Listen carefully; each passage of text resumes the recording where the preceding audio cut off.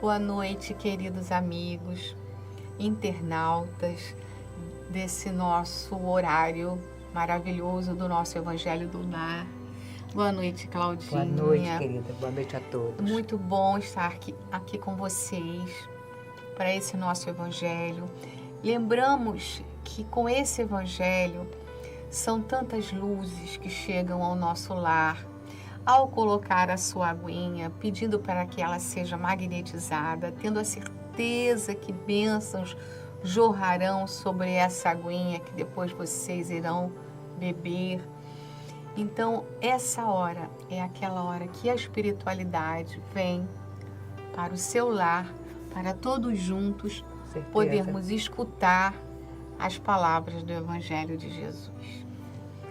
Nós agora vamos ler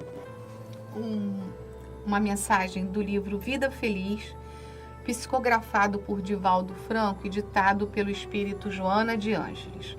A mensagem diz o seguinte: nunca percas a esperança. Haja o que houver, permanece confiando. Se tudo estiver contra e o insucesso te ameaçar o desespero, ainda aí espera a divina ajuda. Somente nos acontece o que será de melhor para nós. A lei de Deus é de amor, e o amor tudo pode, tudo faz. Quando pensares que o socorro não te chegará em tempo, se continuares esperando, descobrirás alegre que ele te alcançou minutos antes do desastre. Quem se desespera já perdeu parte da luta que irá travar, avançando prejudicado. E é assim mesmo, né, Claudinha? A confiança na misericórdia, no amor do nosso Pai, em nosso Mestre Jesus. Por mais que naquele momento, em determinado momento, estejamos achando que tudo está perdido, que nossas preces não estão sendo ouvidas, não. Sempre são ouvidas. E foi como falou aqui. Lá na frente, nós vamos ver que tudo aconteceu como deveria acontecer. Que, ao contrário de acharmos que não fomos ajudados, nós fomos sim. Ou nos livrando de algo que não seria bom pra gente. Não tenha dúvida. Exatamente. Porque tudo faz parte do planejamento. Isso. Se nós nos lembrarmos sempre que não existe uma folha que caia sem a permissão do Pai, não é um desejo apenas, é um planejamento para que só aconteça conosco aquilo que for melhor. Por mais que em muitos momentos a gente não entenda. Isso. Nós Porque não os temos nossos condições, olhinhos são limitados. Nós olhamos numa esfera ainda muito pequena. Nós precisamos dilatar os nossos olhares e enxergar à frente, coisa que o Pai faz e sabe exatamente que se nós estamos passando por determinada situação, às vezes dolorosa, penosa, é porque precisamos daquilo para tirarmos as lições necessárias para podermos à frente darmos os nossos saltos. É lei divina, como ele diz. A lei do amor é lei divina. A lei do amor. Não Exato. existe punição. A lei do amor é a lei divina, correta, perfeita. Deus é bom, perfeito, generoso. Não faria um plano para a gente que não fosse bom, perfeito e generoso. Com certeza. Então, queridos amigos, vamos com o nosso coração agradecido, muita gratidão a Deus, muita gratidão a esse Jesus maravilhoso, essa Nossa Senhora, agradecer por esses momentos, agradecer pela vida, agradecer pelas lutas, que estamos aqui em aprendizado, Senhor, muito obrigada. Estamos no caminho do aprendizado, no caminho de servi-lo, Senhor Jesus. Não é fácil, sabemos, e a cada dia, quando acordamos, pedimos a chance de continuarmos na luz do Teu caminho. Nesse Evangelho de luz, nesse Evangelho de amor, que nós possamos, com as palavras que serão lidas, podermos abraçar com o nosso coração essas palavras abençoadas do nosso querido Jesus e para todos que estão nos ouvindo, pela espiritualidade e por todas as pessoas que estão nesse momento pela internet, possam acolher a luz de Jesus nos seus corações. Que assim seja. Graças a Deus. Então, Claudinha, o Evangelho. Nós vamos ler hoje o capítulo 10 do Evangelho segundo o Espiritismo, obra codificada pelo nosso querido Allan Kardec. E o capítulo 10 é intitulado Bem-aventurados os que são misericordiosos. E dentre esse capítulo, o item que nós vamos ler a interpretação é o item que tem a seguinte o chamamento: não julgueis para não serdes julgados. Aquele que estiver sem pecado, que atire a primeira pedra. Então nós já sabemos que ele está se referindo àquela mulher que foi levada à praça pública e ali seria apedrejada porque fazia parte da lei mosaica, esse tipo de pena, né, de punição, de castigo àquelas que fossem encontradas em adultério. E quando perguntam ao Cristo o que é que deveria ser feito, apedrejariam-na ou não, ele simplesmente continua com o seu graveto rabiscando um pouco na areia, e quando eles insistem, ele diz a célebre frase: aquele que não tiver pecado, que atire a primeira pedra.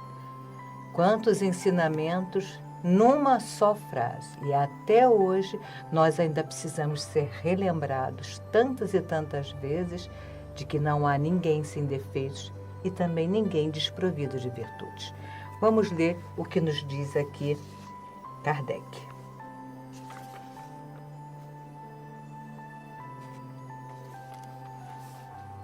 Atire-lhe a primeira pedra aquele que estiver sem pecado, disse Jesus.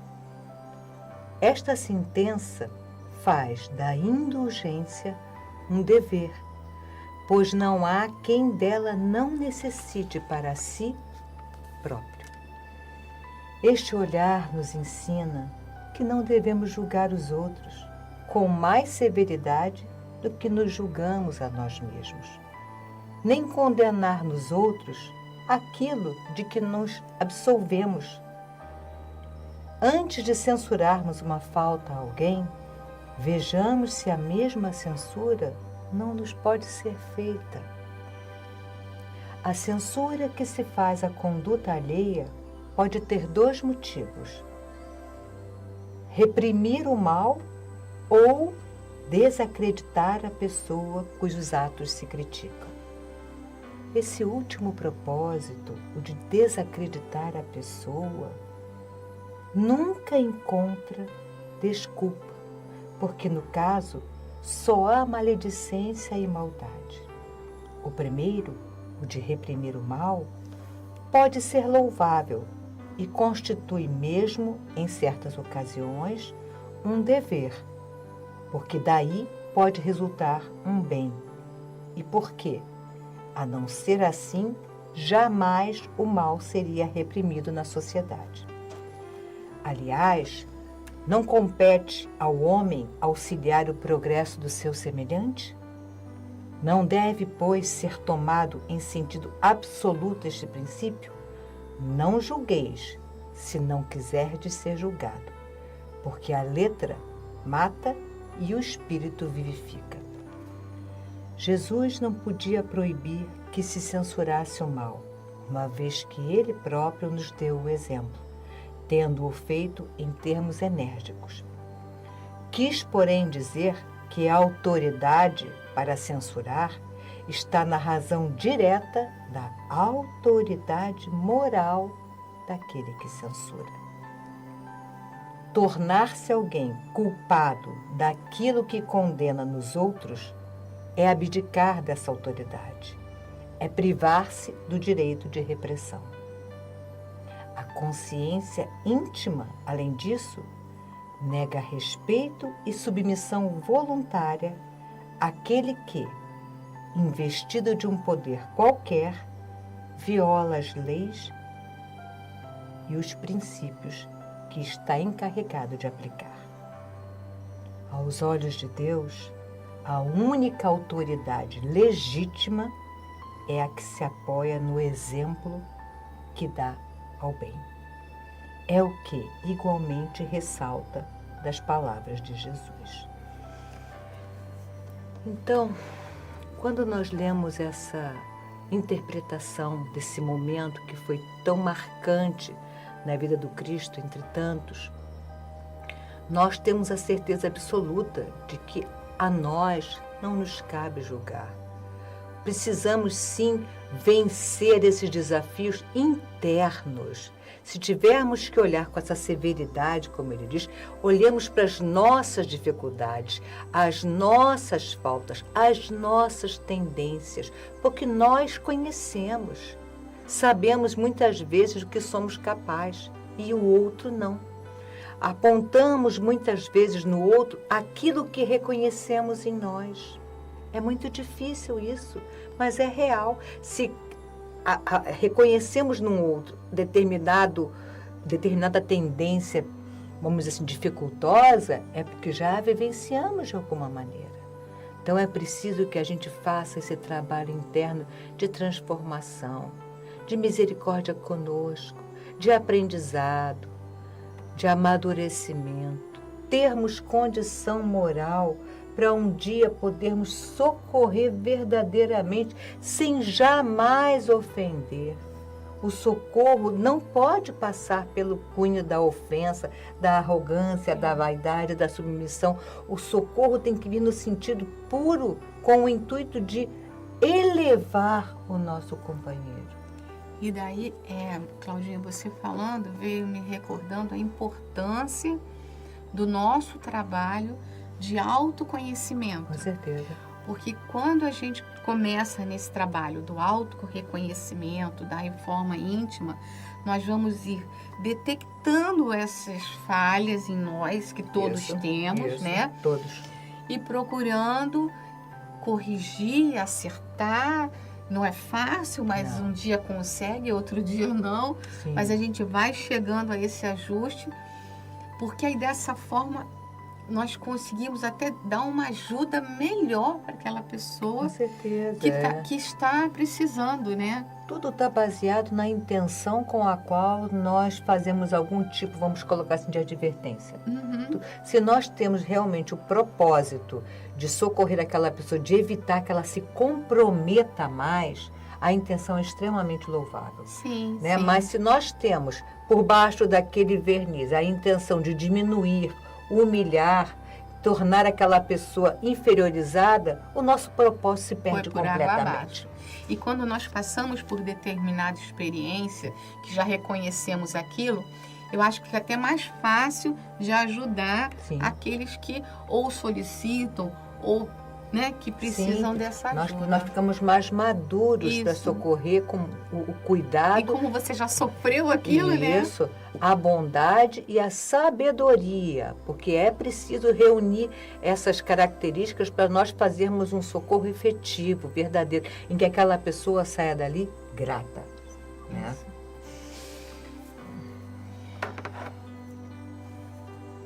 Nós estamos aqui, graças a Deus, vocês aí nos lares de vocês, mais do que nunca, ainda e sempre haverá tempo de convidar as pessoas que estão na casa para podermos fazer essa reflexão final do nosso Evangelho, bem-aventurados que são misericordiosos.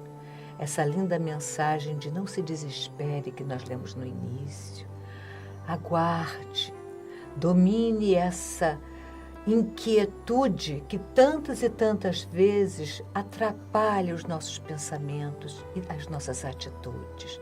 Quantas vezes nós não nos arrependemos de termos esperado mais 5, 10 minutos. Uma palavra que sai de uma maneira abrupta, que poderia ter ficado guardada, Quantas e quantas vezes por que eu não esperei mais um pouco? Por que eu tive que falar isso? Por que eu tive que fazer isso? Eu achei que eu estava sozinha, abandonado, que nada ia se modificar. Essa expectativa, esse imediatismo que nós temos, faz com que nós nos atropelemos na nossa vida. Então ele vem dizendo, aguarda, é lei divina. Ele está ali, não tenha dúvida disso. Nos lembra tantas vezes o livro, a mensagem de Pegadas na Areia, naqueles momentos mais difíceis, pode ter certeza absoluta, ele te ampara, te carrega. Nós não somos peso para o Senhor, nós somos a essência. Ele sabe que nós precisamos desse amparo, desse socorro. E que nós estamos recebendo, não tenham dúvidas disso, virá. A situação difícil passará. Coisas boas passam, coisas ruins também passam. É que a gente quer só que as ruins passem, né?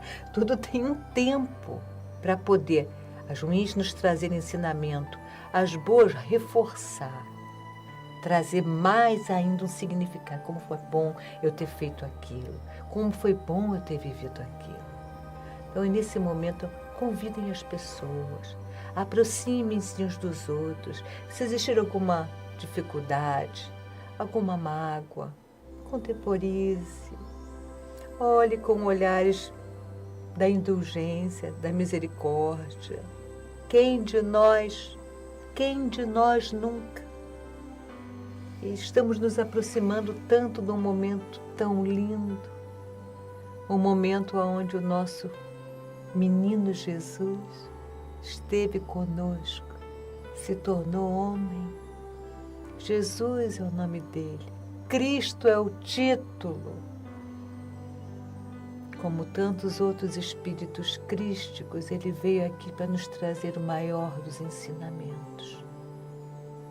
Amar a Deus, como todas as coisas, já se lia, mas não se sentia. E amar ao próximo como a si mesmo. Amar, desejar tudo o que há de melhor para si e para o próximo. Transformação moral. Esqueçamos as coisas materiais.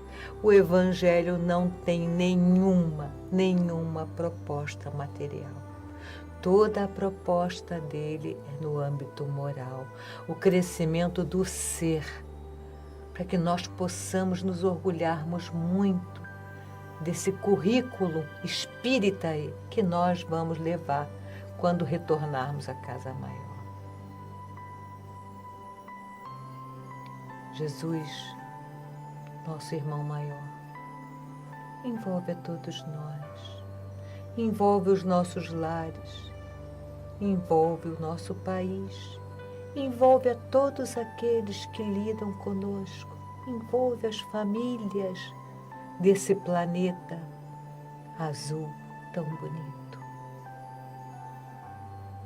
Mais do que nunca nos ajoelhamos em espírito e imploramos a tua misericórdia.